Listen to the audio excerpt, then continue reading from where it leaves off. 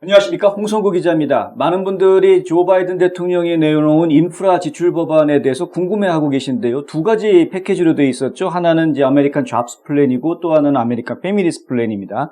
잡스 플랜은 지금 공화당과 초당적인 협의가 많이 이루어져 있는 상황인데, 이 패밀리스 플랜 같은 경우에는 지금 한창 의회에서 논의가 진행되고 있는 중이고요. 이 규모가 3조 5천억 달러나 되기 때문에 굉장히 큰 규모여서 이것이 어떻게 이루어지느냐, 이 통과가 되느냐에 많은 분들이 관심을 가지고 있고요. 더더군다나 중요한 것은 여기에 세금과 관련한 문제가 있는데 많은 분들의 일상생활에 영향을 줄 수 있을 것으로 그렇게 우려가 되는 부분도 있고 해서 저희가 좀 자세한 내용을 좀 궁금해하고 있던 차에 이 내용에 대해서 설명해 주실 분을 저희 스튜디오에 모셨습니다. 이상엽 회계사님 자리에 오셨습니다. 안녕하십니까? 네, 안녕하세요. 네. 저희가 이제 시작할 때 말씀을 드렸지만, 아메리칸 패밀리스 플랜에 들어가 있는 그린북 내용이 지금 저희가 눈여겨봐야 될 내용이 있다라고 이제 얘기해 주셨어요. 예, 일단은 정부 예산안이죠. 네. 정부 예산 이제 그린북이라고 하는 이름으로, 여러 가지 내용들이 올라와 있는데, 물론 여기에 있는 내용들이 전부 다 법안으로 다 확정이 될 거라고 생각하고 있지는 않습니다. 네. 아직도 많이 토의가 돼야 되고, 네. 그리고, 이미 뭐 이렇게 저렇게 변경이 되어야 된다라고 얘기들이 많이 나오고 있어요. 그 중에서 세금하고 관련된 부분에 대해서만. 네. 제가 이제 세 가지 주제로 요약을 해가지고 설명을 드릴까 합니다. 예. 세 가지 주제라는 건 어떤 건가요? 네, 첫 번째로 이제 차일드 텍스 크레딧 같은 민생 법안들이고요.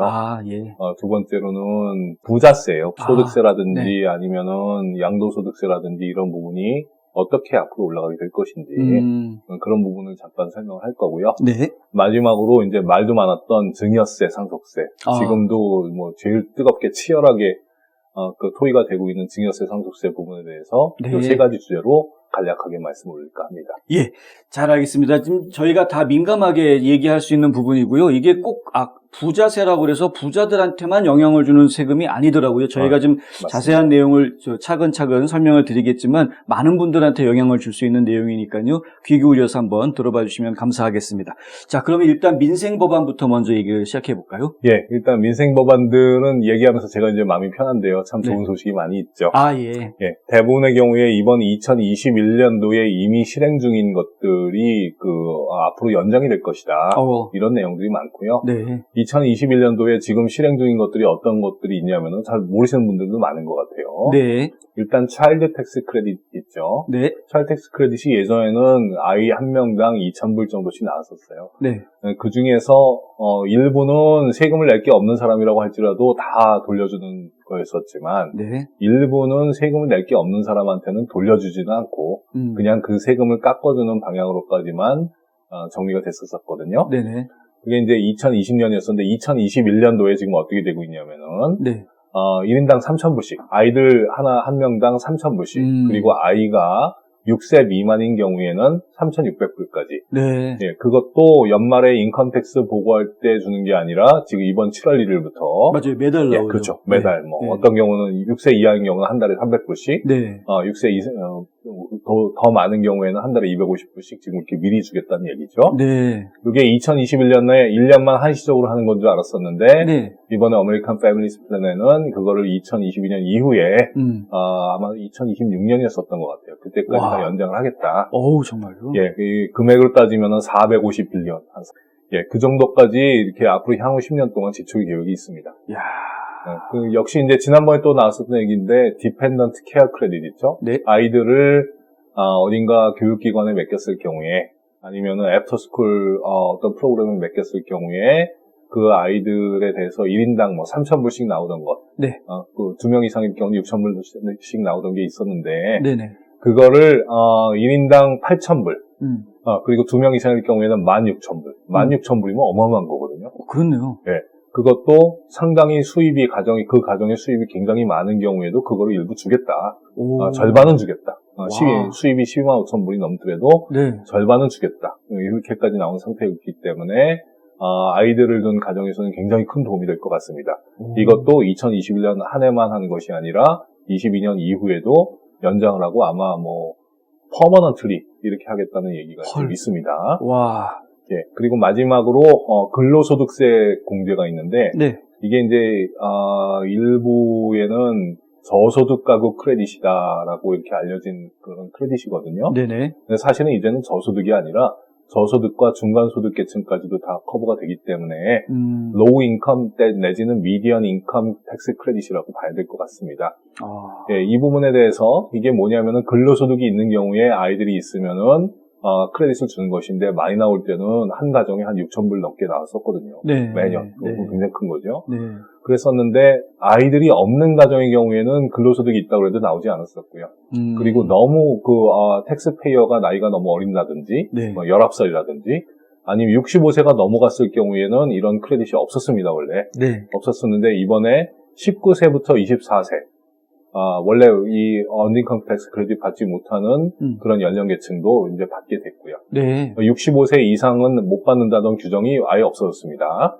그리고 아이들이 없는 경우에도 언딩컴 크레딧을 어느 정도 받는데 그게 맥스 1,500불까지 나옵니다. 이야. 그게 지금 2021년도에 지금 실행 중에 있는데 예. 그거를 2022년 이후에도 앞으로 계속 실행을 하겠다. 예. 네, 이런 부분이 좀 들어가 있습니다.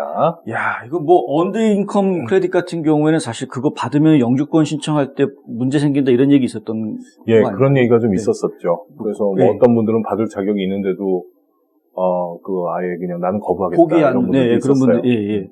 그 신경 좀 쓰셔야 되겠고요. 그리고 이제 올해만 이런 혜택이 있는 게 아니라 앞으로도 계속 예산을 일단 10년 동안 쓸 예산을 지금 확보를 하겠다라는 걸 보면은 지금이라도 빨리 아이를 낳으시는 게 그렇죠. 예. 아이를 낳으실 분들은 지금 낳으시는 게 좋겠다라는 저희 생각이 아이들이 다 들고요. 커버리니까 이렇게 법이 바뀌네요. 그러니까요. 저도 지금 속상하고 있습니다. 갑자기. 예. 그 자, 다음에 이제 그 오바마 케어에 대해서 잠깐 말씀을 드려야 될 것 같아요. 예. 오바마 케어 다들 아시다시피 수입이 너무 작아도 안 되고 너무 커도 가입을 못 합니다. 그렇죠. 너무 작은 것은 이제 그게 전부 다 연방 빈곤선하고 관계가 돼 있는데 연방 빈곤선의 100% 미만인 경우에는 아예 가입을 못 했었고 메디케이드로 넘어가게 되죠. 그렇죠. 그러면. 예. 연방 빈곤선의 400% 이상 소득자는 아예 뭐 가입 조건이 안 됐었습니다. 네. 그러니까 가입은 할 수 있는데 서브시디를 전혀 못 받는 거죠. 네. 그랬었는데 이 부분에 대해서 400% 넘어가는 사람들도 이제는 가입을 할 수 있다. 그것도 상당히 저렴한 가격에 할 수 있다. 이렇게 이제 법이 바뀌었습니다. 그 보조금은 나오는 건가요? 보조금이 나오죠. 보조금이 나와야지 이제 상당히 적은 그러니까 400% 넘어가는 경우에 부부의 경우에는 네. 뭐 나이가 만약에 50대다 그러면 1년에 한 만 몇천 불 내야 되거든요, 원래. 그렇죠. 네. 근데 그게 만약에 수입이 10만 불이면은 그 8.5% 하여튼 최대 많이 내는 거를 수입의 8.5%로 제한을 하겠다라는 얘기이기 때문에 10만 불 정도 수입 가정에서는 1년에 8,500불 내는 정도로 보험을 들 수가 있을 것 같습니다. 네. 그래서 이제 저소득 가구뿐만이 아니라 중산층 가정도 혜택을 보게 되고 대부분의 텍스페이어들이 한 달에 50불에서 많게 되면 한 80불 정도까지 그 오바마 케어 프리미엄이 줄어들 걸로 예상이 됩니다. 상당히 큰 도움이 될 것 같아요. 프리미엄이 줄어드는 건 좋은데요. 그 보험의 상품 구성도 상당히 중요하잖아요. 네, 그렇죠. 예, 프리미엄 줄었는데 약국에 갔더니 약값은 옛날보다 더 내야 돼. 더 내야 돼. 사실 저희가 지금 그러거든요. 약값을 더 내요, 전부 다. 네. 그래서 이걸 좋다고 해야 되는지 좀 혼란스러운. 네. 예. 그 오바마 케어가 이제 플래티넘, 골드, 실버, 뭐 브론즈 이렇게 나눠져 있는데 같은 뭐 예를 들어서 실버 플랜 정도라고 하면은 대부분의 그 미국의 텍스페이어들이 일반적으로 이용하는 의료 서비스의 어느 정도 전까지는 커버할 수 있게끔 다 디자인이 돼 있기 때문에 만약에 실버 플랜이다 하면은 좀 그 양에 차지는 않더라도 어느 정도 양질의 서비스를 받을 수 있을 것 같습니다. 자, 전반적으로 지금까지 들으셨던 얘기는 다 좋은 얘기들입니다. 어쨌든 간에. 그리고 이제 마지막으로는 사실은 이건 세금하고는 관계가 없는 건데 너무 좋은 내용이라도 제가 좀 적어봤어요. 에듀케이션하고 관련된 부분인데 3세와 4세에 해당되는 아이들을 위해서 프리 킨더가든 지금까지 없었던 개념인데 이걸 다 공짜로 커버해주겠다. 정말 그렇게 됐으면 좋겠습니다. 아직 통과 안 된 겁니다, 여러분. 통과는 되지 않았습니다. 놀라지 마시고요. 아직은 통과 안 된 건데 이런 내용이 지금 법안에 들어가 있다라고 말씀을 드리는 그렇습니다. 겁니다. 그리고 커뮤니티 컬리지의 경우에 뭐 모든 커뮤니티 컬리지가 다 해당되지는 않겠지만 튜이션을 완전히 제로까지 낮춰가지고 이거는 전에 오바마 전 대통령 공약 사항이었었어요. 그랬었네. 네, 근데 결국은 못했죠. 여러 가지 문제들이 때문에 못했는데 결국 바이든 때 와서 또 이걸 추진을 하시는군요. 저게 되면은 참 정말 살기 좋은 나라네요. 정말 좋을 것 이거 같습니다. 사실은 유럽의 그 사회주의 국가들에서는 상당히 대학 학비까지 이렇게 다 면제해주는 나라들이 몇몇 있습니다. 그런 데들은 사실 병원비도 다 면제되는 나라들도 있고 그래요. 우리 우리는 왜 여기서 사는 걸까요? 근데 거기는 세금을 엄청나게 내죠. 이런 거 이제 저는 이제 슬슬 걱정이 들기 시작하는 게 네. 이렇게 국민들한테 나라에서 혜택을 준다라고 하면 그만큼 세금을 많이 걷어가야 되거든요. 그렇죠. 일을 하려면. 그래서 이제 조금 있다가 요 파트 2에서 네네. 부자세, 증여상속세 이제 앞으로 세금을 네. 걷는 거에 대해서 예. 아마 얘기가 나옵니다. 여기까지는 네. 민주당이건 공화당이건 누구도 반대할 수 없는 그런 민생 관련 법안이기 때문에 통과 가능성이 굉장히 높다고 생각이 드는데 그렇군요. 예. 요 다음 페이지로 한번 넘어가 보겠습니다. 예, 다음 페이지로 넘어가겠습니다. 마지막으로 펠그랜트 얘기도 좀 하나 해주시고 예, 넘어가실까요? 펠그란트가 뭐 다들 아시죠? 연방정부에서 주는 학비 보조 프로그램인데 네. 그걸 전부 다 일괄적으로 1,400불을 더 인상을 해주겠다. 큰 돈이 될 겁니다. 이것도 굉장히 크네요. 예, 어워드고 또 더군다나 세금도 내지 않는 그런 네. 내용이니까요. 잘 알겠습니다. 자, 다음으로 넘어가 보겠습니다. 그 다음에 이제 제가 이 제목을 부자세라고 적었는데 네. 이 부자세 이제 법인세, 개인소득세 뭐 이런 것들을 이제 다 포함해가지고 설명을 드리겠습니다. 네. 일단 법인세가 연방정부가 지금 법인세가 21%예요. 네. 이게 OECD 국가에서 가장 낮은 정도 세율이라고들 사람들이 얘기를 합니다. 트럼프 때 이렇게 낮춰놨죠. 그렇죠. 예. 그전에는 맥시멈 한 39.6%까지 예. 냈었었는데 네. 많이 떨어졌죠. 네. 지금 21%인데 이거를 이제 너무 낮춰주다 보니까 네. 세금을 거둘 데가 없는 거죠. 그래서 연방세율을 28%로 올리겠다고 하는 건 벌써 뭐 1년 가까이 네. 20%, 28% 올라간다고 기정사실로 사람들이 받아들이고 있었는데 네. 지금 사실은 협의가 25% 정도로 협의가 좀 되고 있는 것 같아요. 네. 중국의 법인세가 25%랍니다. 그렇군요. 네. 그러니까 중국보다 더 비싸게 말이 되냐 이제 이런 얘기들이 좀 오고 가고 있었던 것 같아요. 네. 예, 의미가 있네요. 네. 그래서 25%로 가게 이제 된다고 하는데 네. 굉장히 큰 차이가 있을 겁니다. 저 3% 차이 때문에 그 원래 계획했었던 세수에 비해서 그렇죠. 어마어마한 내용이 금액이 줄어들 그렇죠. 거거든요. 네. 걱정스럽네요, 정말. 그 다음에 이제 개인소득세로 넘어가면은 네. 개인소득세 지금 맥시멈 최고 세율이 37%예요. 37%. 네. 그것도 한 60만 불 이상 버는 사람들의 경우에 37%를 내고 있습니다. 근데 2022년부터 네. 50만 불만 넘어가면은 대략 50만 불 정도 됩니다. 네. 50만 불만 넘어가면은 37%가 아니라 39.6으로 올라가게 돼 있습니다. 조기는 37에 39.2니까 겨우 2.6% 올라가는 건데 사실은 50만 불에 2.6%면 적은 돈이 아닌데요. 그렇죠. 네.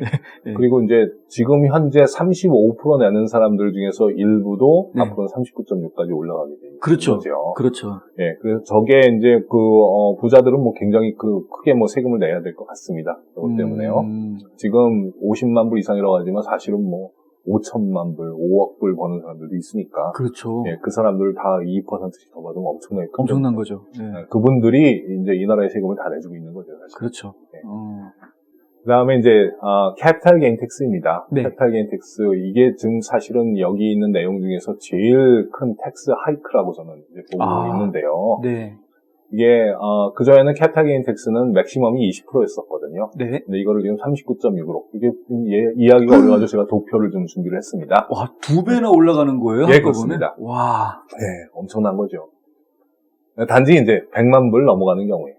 예. 그 캐피탈 게인이 100만 불이 넘어가는 경우에, 그럴 때는 39.6%로 거의 뭐 2배 가까이 올라가게 돼 있습니다. 지금 현재 이제 왼쪽에 보이는 그림이 현재 2021년 4월 28일 이전입니다. 네. 왜 4월 28일 얘기가 나오냐면은, 네. 저 아메리칸 패밀리 플랜이 4월 28일 날 나왔거든요. 4월 28일 이전에는 이전까지 발생한 캐피탈 게인은 20%까지만 내는데, 네. 그 이후에 발생한 캐피탈 게인에 대해서는 맥시멈 39.6%까지 올라갈 수가 있습니다. 그 하루 때문에 네. 갑자기 2배 세금을 낼 수도 있는 거죠. 물론 이 법안이 통과했을 때. 통과되면. 네, 통과되면. 네. 예, 지금 현재는 수입이 작을 때는 내 토탈 인컴이 8만 불보다 작을 때는 0%입니다. 캐피탈 게인 전혀 내지 않아요. 네. 그런데 8만 불에서부터 50만 불 사이에는 15%를 내게 돼 있고요. 네. 토탈 수입이 50만 불 넘어가는 사람은 20%. 물론 저 맨 오른쪽에 NIIT, 저기 Net Investment Income Tax의 약자인데, 네. 저 3.8% 내는 것은 메디케어를 보조하는 프로그램이기 때문에, 네. 이 양도소득과는 관계없이, 하여튼 토탈 수입이 25만 불 넘어가면은 일률적으로 더해지는 세금입니다.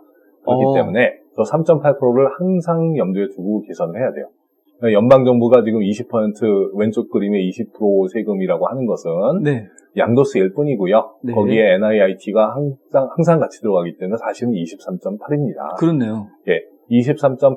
그러니까 50만 불 넘어가는 사람은 23.8%만 내면 되는 거예요. 그 이상 낼 필요가 없는 거죠. 네.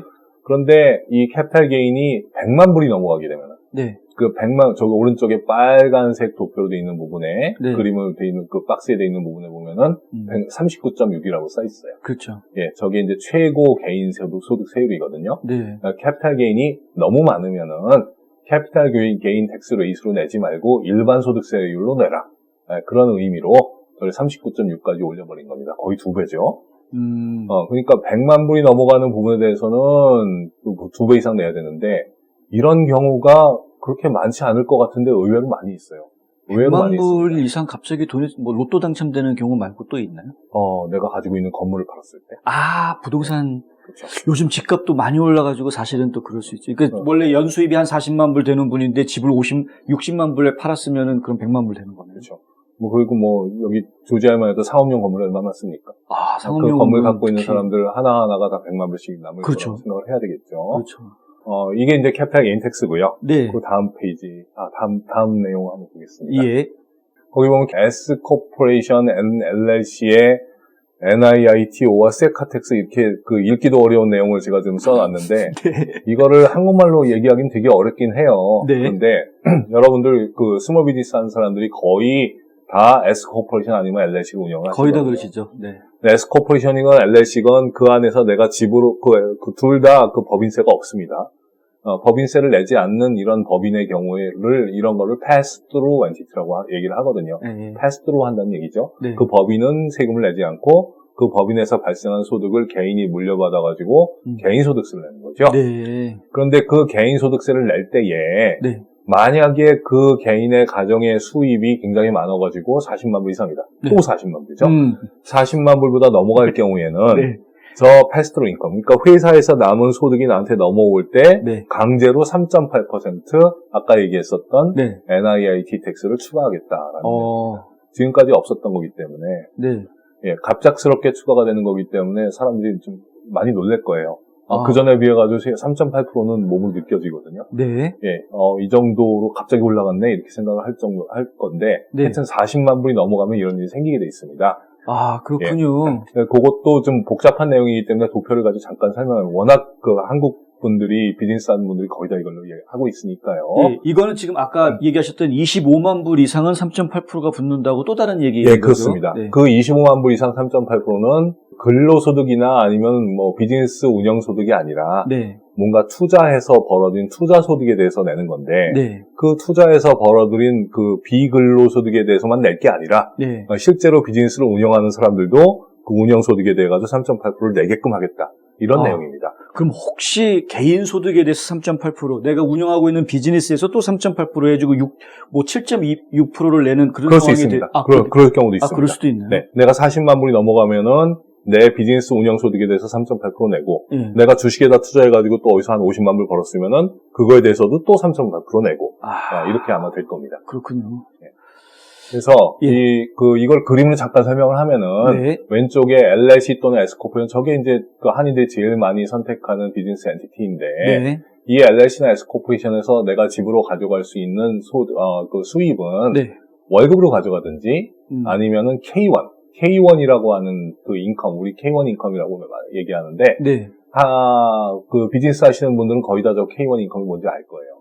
저 K1 인컴이 내 비즈니스에서 남은 인컴이 나한테 넘어오는 걸 보통 K1 인컴이라고 얘기를 하거든요. 네. 그런데 그 월급은 월급대로 보고를 하고, 네. 저 K1 인컴이 넘어올 때 지금은 저건 그냥 소득세만 2021년도 저기 보이는데, 2021년도는 그냥 소득세만 내면 되는 거예요. 네. 근데 2022년 이후에는 소득세에다가 더하기 3.8%를 또 추가로 낼 가능성이 있다는 거죠. 그렇죠. 단 우리 가정의 토탈 수입이 우리 집사람과 내 수입까지 다 합친 토탈 수입이 40만 불 이상 넘어갈 경우에만 그런 일이 생기는 거죠. 네. 그래서 뭐 갑작스럽게 추가된 내용이라 가지고 또 중요한 부분이라 가지고 한번 얘기를 해봤습니다. 네. 야, 그렇군요.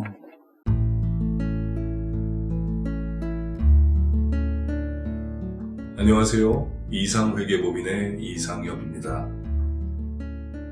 30년 동안 아틀란타 한인사회에 봉사한 역사와 경험을 바탕으로 여러분들의 세무회계 관리와 재정 은퇴 계획을 상담해드리고 있습니다. 부자 되세요.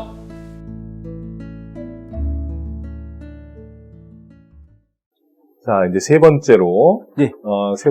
증여세, 상속세 한번 넘어가 볼까요? 네. 이 부분이 지금 사실은 제일 그 큰 화두예요. 이거 사실 뜨거운 감자인데요. 예, 예. 예, 이거는 지금까지 없었던, 예, 안 냈던 없었던 걸 갑자기 거죠. 내게 그렇죠. 하는 지금 상황이어서. 그렇죠. 예. 무시무시합니다. 네. 이게 들어보면은. 예.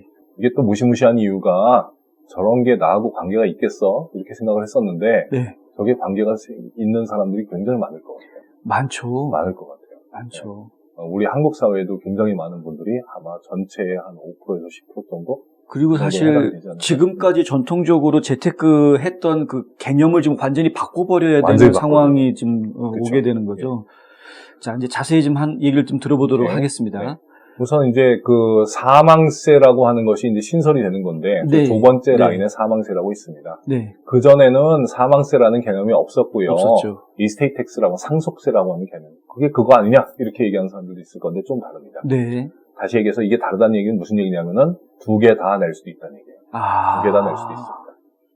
그래서 이제 지금까지는 상속세, 이스테이트 텍스만 얘기를 했었었는데 네. 다들 뭐 아시다시피 지금 현재는 11.7밀리언, 12밀리언이니까 어마어마하게 큰 돈이다. 한 150억 그렇죠. 되는 겁니다. 네네. 1인당 150억까지는 전혀 세금을 내지 않고 자녀들한테 상속을 해줄 수 있다. 그런 룰이었었죠. 네. 또 더군다나 스텝업 베이시스. 그게 또 중요한데 스텝업. 내가 평생 동안 가지고 있었던 재산을 내가 옛날에 50년 전에 만불 주고 샀었던 주식이 있는데 네. 지금은 그게 뭐 500만 불이 됐다. 그럴 수 네. 있거든요. 그럼요. 예, 500만 불이 됐는데 그럼 그 사이에 불어난 이 캐피탈 게인에 대해 가지고 내가 세금을 내야 되느냐? 네. 그걸 내지 않게끔 해주는 게 스텝업 베이시스거든요. 이야. 상속을 하면서 네. 우리 아이한테 상속을 했는데 500만 불어치를 상속을 했는데 나는 세금 하나도 안 내고 애들이 그걸 받자마자 팔아도 양도세를 또 안 내는 안 거죠. 내는 거. 예. 그러니까 취득 가격 기준이 아니라 현재 시가를 기준으로 해서 이제 그렇죠. 예, 계산해 해주겠다. 예, 그게 스텝업 베이시스인데 네. 네. 그 스텝업 베이시스를 없애버리겠다고 하는 거가 저 사망세의 이야기입니다. 아. 예. 없애버리겠다. 그러니까 와, 그 물가 상승 전부 다 적용될 텐데 거기에는. 그렇죠. 그렇죠. 헐. 이게 예. 사실은 저 이스테이트 텍스 그러니까 같은 재산에 대해 가지고 네네. 양도세도 내고 상속세도 내고 이거 왠지 이중과세인데요? 이중과세 같은 느낌이 들죠. 네, 네. 그래서 지금 공화당을 비롯해서 일부 민주당 의원들까지도 이거 두 개 다 하는 거는 말이 안 된다. 그렇죠. 해가지고 반대하는 분들이 많이 있는 걸로 알고 있습니다. 네. 제가 보기에도 이건 이중과세 같아요. 네. 그런데 지금 이번에 그 그린북에 실려 있는 내용은 저 이스테이트 텍스 얘기는 사실은 쏙 빠져 있고요.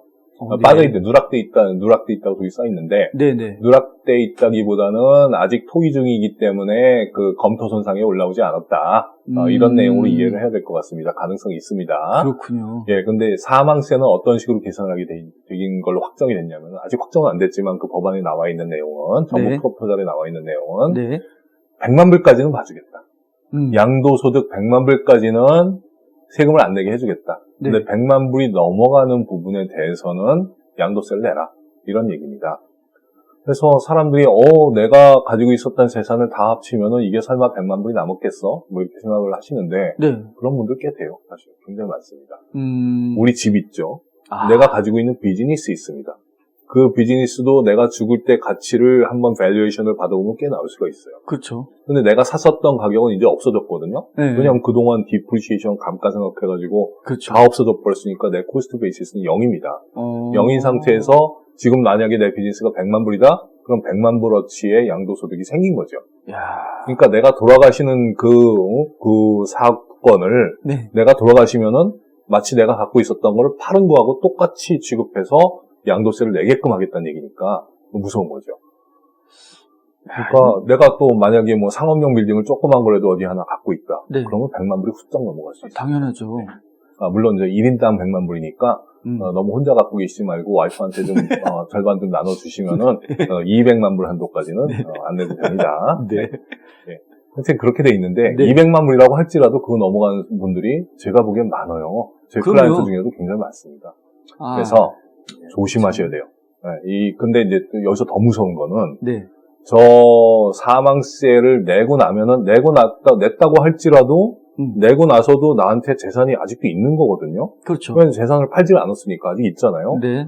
뭐 물론 그 사망세를 내기 위해서 할 수 없이 재산을 헐값에 있죠. 그렇죠. 네. 헐값에 팔아야지만 세금을 내야 되는 상황이 될 수도 있습니다. 당장 돈이 없으면 그렇죠. 어쩔 수 없죠. 뭐 그렇죠. 팔아서 내야죠. 네, 그래서 사실은 저 사망세는 그런 경우에는 15년 동안 천천히 나눠내라. 뭐 이런 얘기도 지금 나오고 있는데 네. 15년도 뭐 거의 병 주고 약 주고군요. 그렇죠. 이자도 낼 거 아닙니까? 네, 그렇죠. 예, 그래서 사망세를 내고 나서 네. 남은 재산에 대해서는 그러면은 아무것도 안 내도 되느냐? 아니고요. 네. 사망세를 내고 나서 남은 재산에 대해서 상속세 또 계산하는 겁니다. 헐. 예. 그래서 이제 그럴 때는 저 상속세를 지금 12밀리언까지는 세금을 안 내는 건데 그거를 3.5밀리언까지 떨어뜨리겠다고 얘기를 진행 중인데 네. 이 두 가지를 다 할 때는 최소한 그거 3.5밀리언까지 떨어지는 거는 좀 안 해야 되지 않겠냐.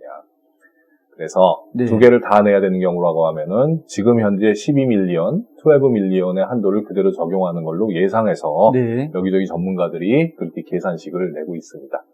이걸 잠깐 간단하게 옆에 제가 레졸루션에다가 예를 좀 들어봤는데요. 네. 만약에 내가 가지고 있는 건물이 거기 나와 있는데 500만 불짜리가 있습니다. 네. 내 취득 원가가 만약에 100만 불이었었어요. 그럴 네. 수 있죠. 뭐 20년 전에 샀으면요. 네. 100만 불짜리였는데 지금 500만 불이에요. 그러면은 내가 돌아가시면은 나는 파는 적이 없는데도 거기서 양도소득이 400만 불이 남은 걸로 그렇죠. 계산을 하는 거거든요. 그렇죠. 400만 불 중에서 100밀리언 아까 100만 불 빼드린다고 했으니까 네, 네. 400만 불에서 100만 불 빼면은 300만 불에 대해서 양도소득세를 계산을 할 겁니다. 네. 제가 아까 오기 전에 한번 계산을 해봤는데 네. 이게 또 문제가 뭐냐면 양도소득세가 올라갔잖아요. 20%가 아니잖아요, 이제. 39.6까지 올라갔잖아요. 그렇죠. 그러니까 어마어마한 세금을 내야 되는 거예요. 와, 거의 40%면. 그게 150만 불 정도 나오더라고요. 와. 그러니까 내가 500만 불짜리 건물을 갖고 있는데 나는 파는 적도 없는데 내가 돌아가셨기 때문에 150만 불 내야 되는 겁니다. 그럼 건물을 팔아야 되거든요. 그거 그렇죠. 내려면요. 그렇죠. 그거 뭐 15년 동안 1년에 10만 불씩 나눠내려고 해도 굉장히 아마 고통스러울 거예요. 예, 그런 일이 생길 수가 있습니다. 근데 여기서도 안 끝나고 그걸 내고 난 다음에 상속세를 또 계산할 수도 있다는 거예요. 500만 불보다 더 많으면 그럴 수도 있다는 얘기죠. 네. 그래서 굉장히 큰 이슈가 될 것 같습니다. 지금까지 내가 돌아가시고 나서 상속을 하기 위해 가지고 굉장히 많은 사람들이 이 스텝업 베이시스가 벌써 99년 된 법안인데 네. 99년 동안 굉장히 많은 사람들이 그 이전 법에 의거해가지고 텍스 플랜을 지금까지 해왔다는 거죠. 네. 그걸 하루아침에 갑자기 그동안 텍스 플랜 썼던 거 다 취소하고 이제부터 내야 된다. 이렇게 얘기하면은, 그렇죠? 99년의 역사를 부정하는 거죠. 저는 네. 사실 이렇게 되면은 열심히 일해서 재산을 모으겠다라는 그 생각 자체가 없어질 것 같아요. 예. 그냥 벌어서 쓰고 죽자 이렇게 될 것 같은데요. 예. 저만큼 벌어봤으면 좋긴 하겠는데. 예. 네. 그래서, 네. 저거를 내지 않기 위해서 그럼 어떻게 해야 되느냐. 네. 뭐 이런 부분에 대해서 굉장히 많이들 얘기가 되고 있는데, 네. 그 중에 한 가지가 뭐냐면은 지금 주자는 거예요. 내가 돌아가시면은 그 자리에서 할 수 없이 세금을 내야 되는데, 지금 줘버리면, 아직까지는 1200만 불까지 증여를 해버리면은 1200만 불까지 세금이 아예 없거든요. 지금. 사망세도 그렇죠. 없고요. 네. 지금 내가 죽은 게 아니니까요. 네. 그렇죠? 네.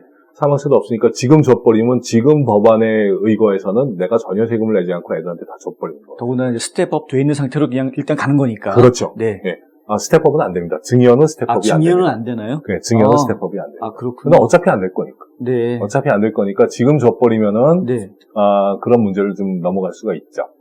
그리고 나는 바이든 정부 시절에 내가 돌아가실 가능성이 좀 있지만 네. 우리 애들은 더 오래 살지 않겠어요.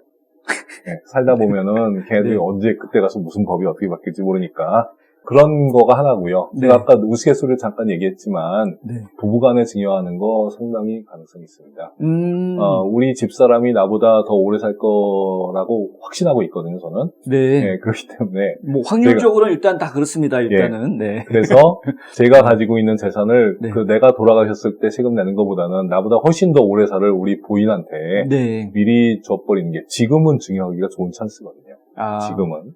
2021년까지는. 네. 지금 다 줘버리는 것도 좋고, 그리고 아까 말씀드렸던 것처럼 1인당 100만 불까지 면세 한도가 있으니, 그거를 다 주지는 않더라도 최소한 50% 줘가지고 네. 부부가 공동으로 비슷한 금액을 갖고 있으면은 조금 더 도움이 될 것 같습니다. 네. 그리고 그 외에도 여러 가지 얘기들이 나오고 있는데 항상 정답인 것도 있습니다. 네. 라이프 인슈런스죠. 내가 돌아가셨을 때 갑작스럽게 세금을 내야 되니까 네. 그때 내가 갖고 있는 건물을 팔지 않고 세금을 낼 수만 있으면 되잖아요. 네. 그러니까 지금부터 라이프 인슈런스를 들어놓는 거죠. 내가 돌아가셨을 때 내가 내야 될 세금이 한 50만 불 정도 된다고 하면 50만 불짜리 라이프 인슈런스를 지금 들어놓으면은 그때 가가지고 그 인슈런스 프로시저가 나오니까 그걸로 세금 내면 되잖아요. 그런데 네. 그 라이프 인슈런스를 들고 싶은데 그냥 라이프 인슈런스 그냥 내면은 세금 공제가 안 되잖아요. 그럴 때 퀄리파이드 리타먼 해가지고 네. 하는 그 라이프 인슈런스를 지금은 세금 공제하면서 나중에 돌아가셨을 때 거기서 나온 돈으로 세금 낸다. 이거 굉장히 아마 의미가 있는 것 같습니다. 그렇군요. 예. 그래서 아마 올해 내년 사이에 에이전트분들이 굉장히 바쁘지 않을까 그런 생각이 들고요. 네. 그리고 지금 또 많이 나오고 있는 얘기들이 체리티 트러스트입니다. 체리티 트러스트. 네. 그러니까 내가 원하는 체리티 오거니제이션에 그냥 이걸 주는 게 아니고요. 네. 트러스트를 만들어서 지금 당장 주는 게 아니라 내가 앞으로 최장 20년까지 되는데 20년 동안 내가 가지고 있는 건물을 그 기관에다 그냥 줘버리는 게 아니라 트러스트에 파킹해 놓고 그 트러스트에서 나오는 소득을 20년 동안 내가 받습니다. 네. 받고 나서 20년 후에는 정말로 어딘가 기관에다가 줘버리는 거죠. 네네. 20년 동안 내가 수입을 거기서 받는 거죠. 물론 세금 내야 됩니다. 네. 지금도 내고 있으니까 지금도 내고 있으니까 그렇게 하는데 내가 집어넣을 때 세금 공제되고요. 집어넣을 때 지금 기부한 거니까 네. 기부금 공제가 당연히 되고요. 네. 체리터블 리메이더 트러스트 같은 경우에는 원래가 양도세를 내지 않습니다. 그러니까 내가 죽으면은 양도세를 내야 되는데 여기다 줘버린 다음에 제가 팔아버리면은 양도세를 안 내는 거죠. 그러니까 세금을 내지 않고 저 안에 자산을 계속 킵할 수가 있죠. 저 트러스트의 주인은 누군가요? 트러스트에는 주인이 없습니다. 네. 트러스트가 주인이죠. 트러스트가 주인이고, 네. 그 트러스트의 베네피셔리는 있죠. 베네피셔리가. 나중에 언젠가 그 트러스트에 갖고 있는 재산을 물려받을 사람. 네. 그게 우리 애는 안 되는 거죠. 거기서는 네. 그 체리티 오거니제이션이 되겠죠. 네. 예, 그렇게 되는 것이고 그 반대 개념도 있습니다. 체리터블 리드 어니티 트러스트라고 하는 것도 있고요. 네. 그거는 내가 트러스트에다가 넣었는데 트러스트에서 나오는 수입을 미리 어느 그 체리티 오거니제이션에다가 그러니까 예를 들어서 교회에다가 네. 계속 주는 겁니다. 음. 계속 주고 한 20년쯤 있다가 또 10년쯤 있다가 그때 줄 만큼 주고 난 다음에 남는 에셋을 다시 내가 가지는 거지. 다시 가지는 겁니다. 네. 뭐하러 그런 짓을 하느냐. 네. 이스테이트 텍스가 면제가 됩니다. 예, 나중에 내가 받을 때 이스테이트 텍스가 면제가 되거든요. 그래서 저런 것들이 예전부터 있어 왔었던 어떤 텍스 플랜의 하나인데 정말 슈퍼 부자들한테나 의미가 있는 그런 플랜이었었거든요. 네. 근데 이제는 그게 아닌 거예요. 예, 한 100만 불, 200만 불 정도만 남는 사람들이라고 할지라도 이런 큰 임팩트가 오기 때문에 네. 아마도 이 법안이 정말로 통과하게 되면은 올해 내년 사이에는 어마어마한 일이 생기지 않을까. 그러니까요. 전국적으로 네. 굉장히 많은 트러스트들을 그동안 만들어 놓은 1000만 개 정도 되는 모든 트러스트를 싹 없애버리고 다른 트러스트로 다 바꿔버려야 되지 않을까 이런 생각도 좀 소위스럽게 하고 있습니다. 그렇군요. 예. 그리고 지난번에 우리가 그 다음에 1030 익스체인지로 넘어가 보겠습니다. 예. 1030 익스체인지가 바이든 정부에서는 아예 작동하지 않을 것이다 이런 예측도 있었었는데 네. 사실은 작동하지는 않고 수입이 어느 정도 이상 되는 사람은 못하게 하겠다 이렇게 우리가 지난번에 얘기를 했었거든요. 예. 근데 이제 수입이 아니라 이제는 어떻게 바뀌어 있냐면은 1031을 해주기는 해주는데 네. 1031의 효과가 1인당 50만 불까지만 하게 해주겠다. 에이? 네, 1인당 50만 불까지만. 1031 하시는 분들은 훨씬 더 큰 돈을 그렇죠. 굴려야 되는데. 웬만하면 몇백만 불짜리 하시죠. 그러니까요. 네, 그런데 1인당 50만 불이니까 부부 합산해가지고 이제 100만 불이겠죠? 네. 부부 합산해가지고 100만 불까지는 1031이 되고, 네. 100만 불 넘어가는 부분에 대해서는 세금 내라. 양도세겠죠, 그게? 양도세니까 양도소득세 아까 얘기했었던 것처럼 39.6까지 갈 수도 있죠. 그렇네요. 갈 수도 있습니다. 그래서 부부 합산해가지고 100만 불까지는 봐주는데 그 넘어가는 거에 대해서는 1030 익스체인지를 해도 된다 이거죠. 됩니다. 네. 학비 때문에 원하는 대학을 포기하신다고요? 장학금이나 학자금 재정 보조를 자녀에게 모두 맡기셨다고요? 아니요, 그러시면 안 되죠. 명쾌하고 유익한 정보를 드리는 리차드 명 AGM 대표가 속 시원하게 도와드립니다. AGM은 미국 2,900여 개 대학의 재정 보조 관련 데이터베이스를 기초한 실시간 분석 시스템과 자체 개발한 고객 관리 시스템을 활용하여 대학 학자금 부담을 덜어드립니다. 지금 전화하셔서 상담 받으세요. 877-212-0011 877-212-0011 뭐 아까 나왔었지만은 캐피탈 게인 텍스 다시 한번 정리해드리면은 네. 현행 법상으로는 최대 20% 네. 더하기 3.8%까지 합쳐서 23.8% 지금 내고 있습니다. 네. 근데 아마도 이거 뭐 거의 확실한 것 같습니다. 이건 2022년부터는 최대 39.6 더하기 3.8% 해가지고 네. 한 43% 약간 넘는 네. 정도의 양도소득세를 내시게 될 것 같습니다. 야, 양도소득세가 43.4%라고 그러면 대단한 거예요. 그 OECD 국가에서 제일 높은 거예요. 그 정도. 아니, 이렇게까지 해야 되는 건지 사실. 그럼 저는 이제 항상 좋은 나라는 열심히 일한 만큼 열심히 보상 받고 돈 벌고 막 이러는 나라가 좋은 나라인데 열심히 일해서 돈을 열심히 벌었는데 그걸 다 나라에서 절반을 가져간다 그러면은 일할 맛이 정말 안 날 것 같은데 이러면. 어떻게 보면 이중과세 개념이 좀 들어가 있어요. 내가 저 양도소득이 되는 그 재산을 만들기 위해 가지고 네. 그동안 근로소득세를 무지무지하게 많이 냈다는 거죠. 야. 지금 내고서는 그렇게 만들어 놓은 재산인데 네. 그걸 팔으니까 양도소득을 또 50% 내라, 43% 내라 그러면은 그러니까요. 예. 그럼 되게 속상할 것 같아요. 그만큼 있어봤으면 좋겠습니다. 근데 웬만한 조그만한 가게를 하시는 분들도 평생을 만약에 가게를 잘 일궜다 그러면 저 정도 범주 안에 들어갈 것 같은데요. 그렇죠. 예, 맞습니다. 예.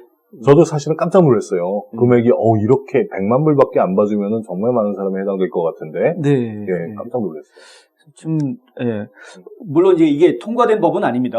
이 법안이 어떻게 협의가 이루어지게 될지, 그리고 지금 사실, 이 증세하는 부분에 대해서 거부하고 있는 정치인들이 워낙에 많이 있고 국민적인 또 여론도 있고 하기 때문에 어떻게 통과될지는 확정된 것은 아니긴 합니다만은 현재 나와 있는 내용들을 저희가 지금 알려드린 것이고요. 이 내용들은 사실 민주당 쪽에서는 그냥 리콘실레이션 해가지고 어떻게 해서든 강행해서라도 통과시키려고 하는 그런 의지를 가지고 있기 때문에 통과가 공화당 쪽에서 반대한다고 해서 통과가 안 될 거라고 또 장담하기도 어려운 뭐 이런 상황이어서 좀 조율이 필요하겠지만 네. 결과적으로는 어떤 형태로든 통과하게 되지 않을까 그렇게 생각이 드네요. 잘 알겠습니다. 이게 저희가 좀 심각하게 근데 마지막으로 좀 저희가 한 가지 좀 얘기해드려야 되는 것이 이게 바이든 대통령이 처음에 대통령 되기 전에 공약했던 내용들이 다 포함된 건 아니라고. 예, 여기에 다 포함되어 있지는 않습니다. 근데 이제 저게 아주 누락된 것 같이 보이지는 않지만, 일단 여기서 빠져있는 내용은 예전에 우리가 Qualified Business Income QBI에 대해서 얘기를 많이 했었거든요. 그렇죠. 근데 이제 법인세를 21에서 28%로 올리는 마당에 그 S코퍼레이션도 법인은 법인이거든요. 예, 그 법인의 QBI 공제를 지금까지처럼 계속 놔둘 것이냐? 아마도 아닐 거다. 그리고 바이든 대통령 본인도 40만 불 이상 소득이 있을 경우에는 저 QBI를 혜택을 못 받게 하겠다 이렇게 얘기를 했었는데 그 내용은 이번에 빠져 있습니다. 그러나 법인세가 그 C코퍼레이션 법인세가 21에서 28% 정말로 올린다고 하면 균형을 맞춰야 되기 때문에 저 부분에 대해서도 어떻게든지 손을 댈 거라고 생각을 하고요. 두 번째로 기프트 이스테이트 텍스 그러니까 증여세 상속세를 지금까지 말도 많았던 12 밀리언 정도 되는 거를 뭐 최하 3.5 밀리언까지도 떨어질 수 있다. 그 내용도 일단은 그린북에는 빠져 있긴 합니다. 아까 말씀드린 것처럼 근데 아주 빠진 건 아니고 지금 협의 중이다. 이렇게 저희가 이해를 하면 될 것 같고요. 이 부분은 요 다음 거가 소셜 시큐리티인데 우리 예전에 월급을 40만 불 이상 받는 사람은 소셜 시큐리티 텍스를 그때부터 또 내기 시작한다. 그런 얘기를 했었는데 그건 아예 빠져 있습니다. 저거는 지금 토의조차 안 되고 있는 것 같은 내용이 생각이 듭니다. 다른 부분은 워낙 올리고 있기 때문에 이것까지 하라 그러면은 진짜 화날 것 같아요. 그 대신 아까 얘기했었던 NIIT 텍스나 아니면 세카 3.8% 텍스 그 부분에서 아마 커버하지 않을까 그렇네요. 싶습니다. 거의 비슷하네요. 또 합치면은 7점 몇 프로니까 뭐 소셜 시장 비슷하네요. 비슷할 것 같습니다. 그리고 리타이먼트 플랜을 만약에 리타이먼트 플랜에다가 돈을 집어넣으면은 그 집어넣은 것만큼 세금 공제해주던 그런 것들을 더 이상 해주지 않고 그냥 크레딧으로 주자. 28%로 돈이 많건 그 수입이 많건 적건 상관없이 그냥 누구든지 다 28% 해주겠다. 저에게도 쏙 빠져 있습니다. 쏙 빠져 있고 그 다음에 이거는 좀 반가운 소식인데요. 네. First Home Buyer Tax Credit. 네. 첫 집, 미국에서 첫 집을 사는 사람한테 나라에서 15,000불 해주겠다. 그리고 심지어는 지금 그 다운페이 25,000불도 돈을 아주 낮은 이자로 빌려주겠다. 네. 15,000불 그냥 주고 25,000불 네. 빌려주겠다. 이런 네. 얘기가 나오고 있는데, 네. 지금 같은 주택 상황에서 저게 의미가 있는지 모르겠지만, 별 의미는 없기는 합니다. 현재 상황은. 네. 예, 집을 살려고 해도 없는데, 네. 예, 의미가 있는지 모르겠지만, 저거는 이미 법안이 상정이 되어서 현재 국회에서 검토 중이라고 하고 있고요. 그게 통과되면은 네. 바로 시행이 될 것 같습니다. 네. 잘 알겠습니다. FHA 론 같은 경우에는 지금 셀러 마켓이어가지고 건물을 파시는 분들이 그 론을 가지고 집을 사겠다라고 오퍼를 넣으면은 거부하는 경우가 많다고 저희가 예. 이제 전문가들한테 예. 들었습니다. 예. 이유가 뭐냐 그랬더니 FH 론 하게 되면은 규정상 듀딜리전스를 아주 정확하게 지켜야 하는 모양이더라고요. 근데 지금 셀러 입장에서는 그냥 에즈 이주로 사가겠다고 현찰 내놓는 사람들이 있는데 예, 굳이 예. 듀딜리전스 해야 될 그러네요. 이유가 지금 없기 예. 때문에 상황이 예. 지금 그렇다고. 아이고, 융자해야 되는 사람은 집도 못 사네요. 정부에서 정말 해주는 방법은 차라리 저가형 주택을 좀 많이 짓게 하는 방법이 오히려 더 정부에서 좀 추진해줘야 될 방법이 아닌가라는 생각은 들긴 하는데요. 그것도 쉬운 일은 아닌 것 같습니다. 네. 어쨌든 잘 알겠습니다. 세금이 올라간다는 소식을 좋아할 국민은 없습니다만, 하지만 어쨌든 정부에서 뭔가 이 도움이 필요로 하는 계층들에게 좀 더 많은 일을 하겠다라는 의지를 자꾸 가지고 있는 상황에서는 세금을 올릴 수밖에 없는 것이 또 필연적이기도 합니다. 어떤 결정이 내려질지 모르지만 이런 논의들이 있다라는 것에 대해서는 우리가 분명히 알고 있어야 하겠고요. 그리고 이제 미래를 좀 대비하는, 어쩌면은 올해 안에 빨리 양도를 하셔야 되는 뭐라 그러죠? 증여. 예, 증여를 하셔야 되는 그런 계획을 세우셔야 될지도 모르고요. 파는 것도 올해 안에 파는 게 더 좋을 수도 있습니다. 그렇죠. 39.6이 아니니까. 그렇죠. 예. 이런 부분들을 좀 신중하게 좀 미리 준비하고 생각하시는 그런 지혜가 좀 필요한 때가 아닌가라는 생각이 듭니다. 오늘 아주 귀한 정보 주신 이상엽 회계사님 정말 감사합니다. 예, 감사합니다.